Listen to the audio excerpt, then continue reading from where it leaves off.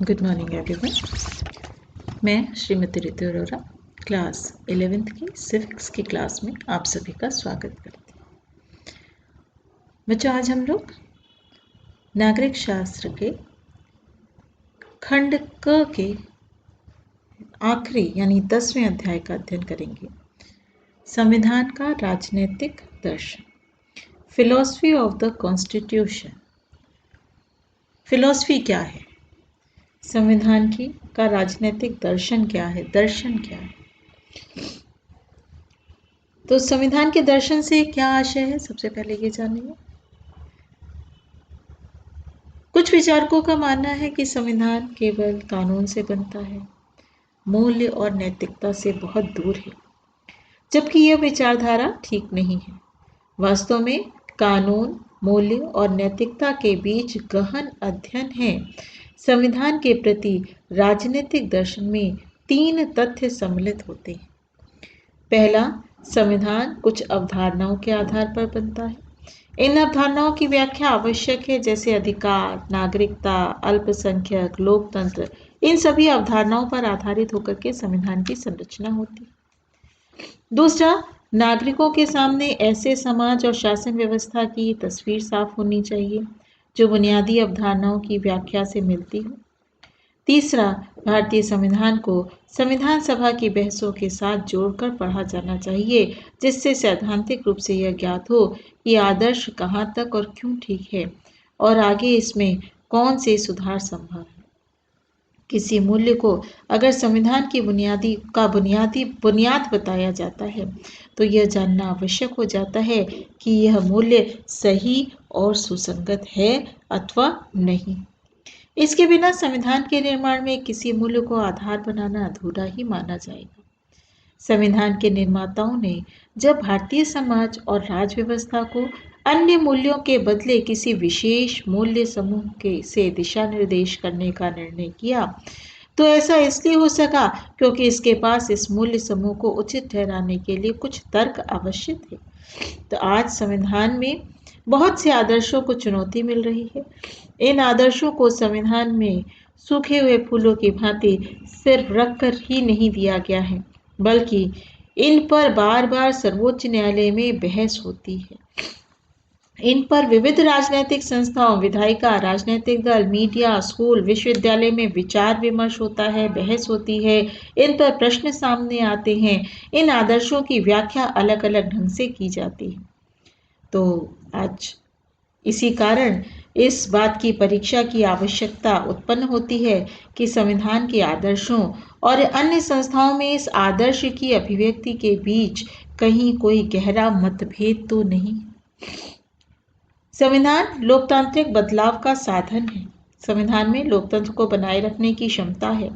इस दृष्टि से संविधान का होना सत्तासीन लोगों की शक्ति पर अंकुश ही नहीं लगाता, बल्कि जो लोग हमेशा सत्ता से दूर रहते हैं उनका सशक्तिकरण भी करता है।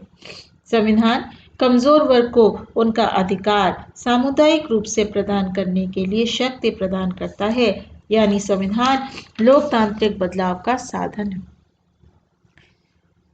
संविधान सभा की ओर मुड़कर क्यों देखें, ऐसा क्यों आवश्यक है कि वर्तमान में हम संविधान सभा की ओर मुड़कर देखें। संविधान सभा ने जब इन व्यवस्थाओं को संविधान का भाग बनाया था तो उस समय संविधान सभा और संबंधित समिति में इन व्यवस्थाओं पर बहुत विचार विमर्श हुआ।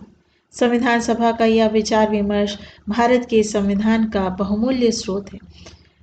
जब व्यवस्था संबंधी स्पष्टीकरण न हो तो व्यवस्था को ठीक व्याख्या जानने के लिए संविधान सभा के विचार विमर्श का सहारा लिया जा सकता है। सरकार के भिन्न भिन्न अंगों को उस समय संविधान सभा के प्रति मुड़कर देखने की आवश्यकता होती है जब संविधान की व्यवस्था पर कोई संदेह हो। इस संदेह को दूर करने के लिए उस व्यवस्था संबंधी संविधान सभा में हुए विचार विमर्श के प्रति, बहस के प्रति मुड़कर देखना पड़ता है ताकि वह संदेह दूर हो सके। अब हम जानेंगे हमारे संविधान का राजनीतिक दर्शन क्या है।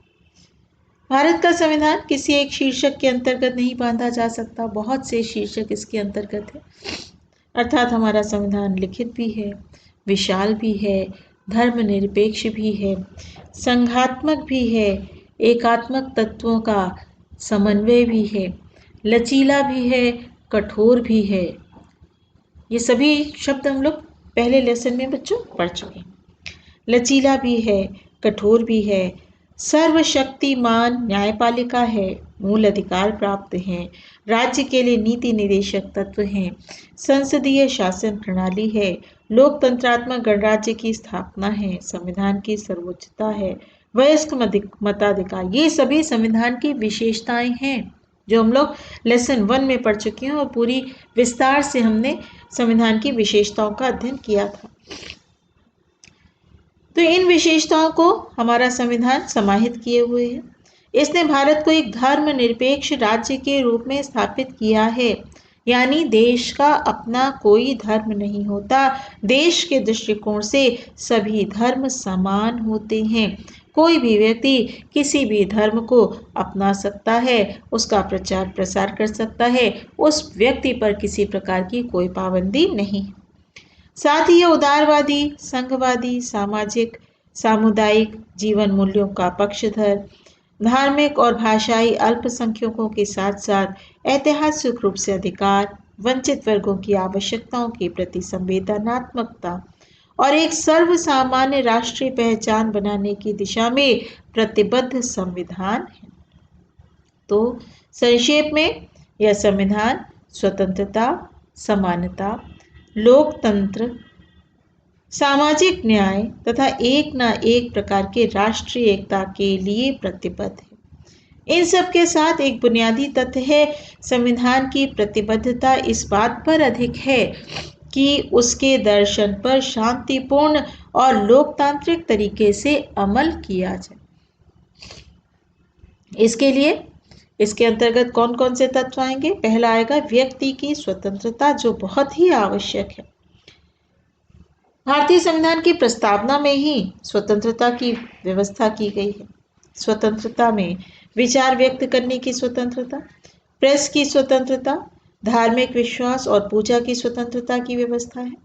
स्वतंत्रता के अलग अलग रूप संबंधी मौलिक अधिकारों के अध्याय में स्वतंत्रता का विस्तृत अधिकार आपको हम स्पष्ट कर चुके हैं। यह अधिकार अनुच्छेद 19 से 22 के अंतर्गत किया गया। सामाजिक न्याय, संविधान की प्रस्तावना में यह भी स्पष्ट किया गया है कि भारतीय संविधान ने सामाजिक, आर्थिक, राजनीतिक न्याय की व्यवस्था की है। सार्वभौमिक मताधिकार, भारतीय संविधान लोकतंत्रीय प्रणाली की व्यवस्था करता है। लोकतंत्र के लिए चुनाव का होना आवश्यक है।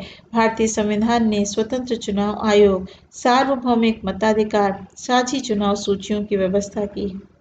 सार्वभौमिक अधिकार भी भारतीय संविधान के दर्शन का एक महत्वपूर्ण हिस्सा है और इस अधिकार के आधार पर लोकसभा के 16 चुनाव हो चुके हैं। विविधता और अल्पसंख्यकों के अधिकारों का सम्मान, भारतीय संविधान में यह भी स्पष्ट किया गया है कि इस संविधान का दर्शन विविधता और अल्पसंख्यकों के अधिकार के सम्मान पर आधारित है। भारत में अनेक वर्गों और क्षेत्रों में लोग रहते हैं। भारत में धार्मिक और भाषाई समूह पाए जाते हैं। संवैधानिक व्यवस्थाओं द्वारा इन सभी के अधिकारों के प्रति सम्मान प्रकट किया गया है। अनुसूचित जातियों और पिछड़े वर्ग के लोगों के लिए स्थानों का आरक्षण भी किया गया। राष्ट्रीय पहचान, भारत का संविधान भारत के राष्ट्र के रूप में पहचान का प्रतीक है। भारत में चाहे भिन्न भिन्न धर्म, वर्ग, क्षेत्रों के लोग रहते हों, परंतु एक ही संविधान के अस्तित्व ने भारतीय लोगों को विशेष राष्ट्रीय पहचान दी है। यह पहचान भी भारतीय संविधान के दर्शन की एक विशेषता मानी जाती है। अब है भारतीय संविधान की प्रक्रियागत उपलब्धि की आलोचना। जितनी प्रक्रियागत उपलब्धि प्राप्त हुई है, भारतीय संविधान की प्रक्रियागत उपलब्धियों की जांच हेतु एक संवैधानिक आयोग की स्थापना की गई है। इस आयोग ने अपनी रिपोर्ट प्रधानमंत्री अटल बिहारी वाजपेयी को सौंपी थी। भारतीय संविधान के दर्शन की प्रक्रियात्मक उपलब्धि पर अनेक आलोचनाएं की गई। पहली आलोचना, संविधान द्वारा उन उद्देश्यों की प्राप्ति करने में सफल नहीं हुआ। संविधान अपने उन उद्देश्यों की प्राप्ति करने में सफल नहीं हुआ जो उद्देश्य भारत के संविधान की प्रस्तावना में अंकित किए गए हैं। हम पूरी तरीके से उसमें सफल नहीं हुए। प्रयास किया है। भारतीय लोकतंत्रीय प्रक्रिया निरंतर काम कर रही है, पर यह प्रक्रिया लोगों में राष्ट्रीय भावना का विकास नहीं कर सकी है या कर पा रही है। लोग ज्यादातर सांप्रदायिक, जातीय और क्षेत्रीय भावनाओं के आधार पर प्रेरित हैं। भारतीय संविधान का यह प्रक्रियागत उपलब्धि नहीं पाई जाती है, इसकी कमी पाई जाती है। तीसरा है, संविधान के दर्शन के प्रतीक स्वरूप संविधान के दर्शन के प्रतीक स्वरूप स्थापित की गई संवैधानिक संस्थाएं कुछ हद तक निराशाजनक कार्यों का प्रदर्शन कर रही हैं। तो संक्षेप में हम कह सकते हैं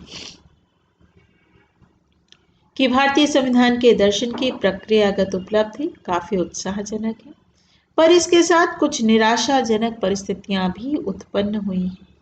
निराशाजनक परिस्थितियों के उत्पन्न होने से इनकार नहीं किया जा सकता। यदि संवैधानिक संस्थाओं के इसका संचालन करने वाले व्यक्ति संवैधानिक जिम्मेदारियों को पूरी तरीके से निभाने का प्रयत्न करें, तो ये निराशाजनक पक्ष भी समाप्त हो सकता है। यानी कमी हमारे अंदर है बच्चों। हम उस संविधान को यदि पूरी तरीके से, पूरी ईमानदारी से लागू करें, पूरी ईमानदारी से अपनाएं, तो कोई भी पक्ष ऐसा नहीं है जिससे संविधान में हम कुछ कमी ढूंढ पाए। संविधान की प्रस्तावना का महत्व। प्रत्येक राष्ट्र के संविधान की प्रस्तावना की महत्वपूर्ण भूमिका होती है। यह संविधान का एक महत्वपूर्ण भाग है। विद्वानों के विचार में इस बिंदु पर मतभेद पाया जाता है कि प्रस्तावना संविधान का कानूनी भाग है अथवा नहीं। विद्वानों का यह मत है कि संसद संविधान की प्रस्तावना में भी संविधान के अन्य अनुच्छेदों के समान ही अनुच्छेद 368 द्वारा संशोधन कर सकती है। इस स्थिति में प्रस्तावना संविधान का एक कानूनी भाग है। भारत में संविधान की प्रस्तावना को बहुत सोच विचार करने के उपरांत ही बनाया गया। भारत के संविधान की प्रस्तावना विश्व के अन्य सभी संविधानों की प्रस्तावना से श्रेष्ठ है। क्यों श्रेष्ठ है? क्योंकि इसमें सामाजिक, आर्थिक और राजनीतिक मूल्यों को प्राप्त करने का संकल्प व्यक्त किया गया है। संविधान की प्रस्तावना के महत्व को हम निम्न बिंदुओं द्वारा स्पष्ट कर सकते हैं। पहला, वह राष्ट्र की सरकार का नीति निपुण हेतु मार्ग दिखाती है कि देश की सरकार कैसे कार्य करे, कैसी नीतियां बनाए। नीति निर्माण के लिए वह मार्ग प्रशस्त करती है। प्रस्तावना भारत को संपूर्ण प्रभुत्व संपन्न, समाजवादी, पंथ निरपेक्ष, लोकतांत्रिक गणराज्य बनाने की घोषणा करती है। हमारे संविधान की प्रस्तावना ये नागरिकों को प्रत्येक प्रकार की स्वतंत्रता, कैसी स्वतंत्रता हम लोगों ने पढ़ा भी है, अभिव्यक्ति की स्वतंत्रता, विश्वास की स्वतंत्रता, धर्म एवं उपासना की स्वतंत्रता प्रदान करने का लक्ष्य घोषित करती है। यह व्यक्ति की गरिमा और प्रतिष्ठा को बनाए रखने के लिए आह्वान करती है। यह भारत के समस्त नागरिकों में पारस्परिक भाईचारा एवं बंधुत्व बढ़ाने का आदर्श उपस्थित करती है। यह राष्ट्र की एकता और अखंडता को बनाए रखने के लिए आशा अभिव्यक्त करती है। यह प्रत्येक व्यक्ति को समान अवसर प्रदान करने की आशा रखती है और सम्मान को बनाए रखने में विश्वास प्रकट करती है। प्रस्तावना लोकतांत्रिक शासन व्यवस्था के आदर्श को अपनाने पर बल देती है। प्रस्तावना में पंथ निरपेक्ष यानी धर्मनिरपेक्ष और समाजवादी शब्दों को सम्मिलित कर इसका महत्व बहुत अधिक बढ़ा दिया है। प्रस्तावना में इस तथ्य को पूर्णतः स्पष्ट किया गया है कि भारत का संविधान भारतीयों द्वारा निर्मित किया गया है तथा उसे पालन करने की वचनबद्धता संविधान निर्माताओं ने व्यक्त की है। तो इस प्रकार भारत का संविधान एक अत्यंत ही महत्वपूर्ण संविधान है और उसकी प्रस्तावना वास्तव में प्रशंसनीय है, क्योंकि वह पूरे संविधान के सार के रूप में हमारे समक्ष प्रस्तुत होती। ये आपका 10वां लेसन था। संविधान का राजनीतिक दर्शन एक ही पार्ट में है बच्चों, छोटा सा चैप्टर था, इसको बहुत विस्तार से जानने की आवश्यकता नहीं है। इसमें एक विस्तृत प्रश्न जो आप लेसन 1 में कर चुके हैं, भारतीय संविधान की प्रमुख विशेषताओं को उल्लेख कीजिए। इसमें तो बहुत अति लघु के रूप में दिया है, विस्तार से इसको याद करने का प्रयास कीजिएगा। और भारत एक धर्मनिरपेक्ष राज्य है, इस कथन की विवेचना कीजिए। ये दोनों आप प्रश्न पहले भी कर चुके। आज जो समझाया उससे संबंधित महत्वपूर्ण प्रश्न। भारतीय संविधान की प्रस्तावना के अनुसार भारत किस प्रकार का राज्य है? भारतीय संविधान की प्रस्तावना के अनुसार भारत किस प्रकार का राज्य है? भारत संपूर्ण प्रभुत्व संपन्न, समाजवादी, धर्मनिरपेक्ष, लोकतंत्रात्मक राज्य है। भारत किस प्रकार का राज्य है? संपूर्ण प्रभुत्व संपन्न, समाजवादी, धर्मनिरपेक्ष, लोकतंत्रात्मक राज्य है। भारतीय संविधान का निर्माण किसके द्वारा किया गया है? भारतीय संविधान का निर्माण निर्वाचित संविधान सभा के द्वारा किया गया है। भारतीय संविधान का निर्माण निर्वाचित संविधान सभा द्वारा किया गया है। संविधान की प्रस्तावना के संदर्भ में आप क्या जानते हैं? तो ऊपर प्रस्तावना के हमने आपको महत्व बताए हैं, वो महत्व आप बताएंगे। और संविधान तथा संविधान का आधार राजनीतिक दर्शन होता है, यह स्पष्ट कीजिए। ये लघु प्रश्न के रूप में करेंगे। भारतीय संविधान के दर्शन के जो प्रमुख तत्व हैं वो इसके अंतर्गत आएंगे। भारतीय संविधान का आधार राजनीतिक दर्शन होता है, इसको स्पष्ट करें।